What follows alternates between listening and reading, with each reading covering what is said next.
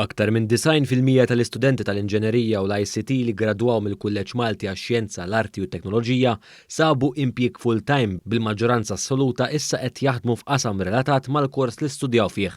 Dan jiġdu studju li wettaq l-MK stess fost 550 student li attendew għal korsijiet ta' studju fih danu.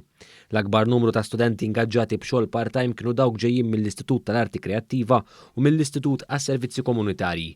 Kif spjega tajjeb direttur fl-MKAST, istituti oħrajn kellhom rati għoljin ta' studenti li joħorġu mill-kulleġġ b'xogħolhom lest istennihom. Anke l-istituti l-oħra, pereżempju l-Istitut tan-Negozju u l-Kummerċ, il-fuq minn 87% tal-istudenti li gradwaw minn dal-istitut ukoll sabu xogħol li huwa direttament relatat mal-istudju. Spjega wkoll kif l-inqas ċifra ta' studenti li sabu xogħol full-time kien fl-Istitut tas-Servizzi fil-Komunità.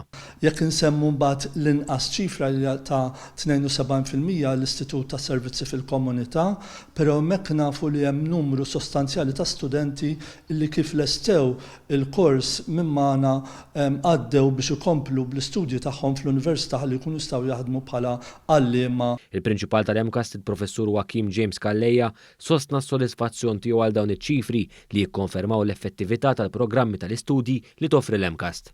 Dan huwa ta' sodisfazzjon kbira lina, dan ifisser li il-kwalifiki tal-MKAST huma relevanti għad-dinja tax-xogħol, huma relevanti għas-suq tax-xogħol u qed isibu impjieg immedjat. Anki f'sitwazzjoni fejn kellna l-COVID, kif nafu, fl-2020, l-istudenti xorta sabu x-xogħol tagħhom.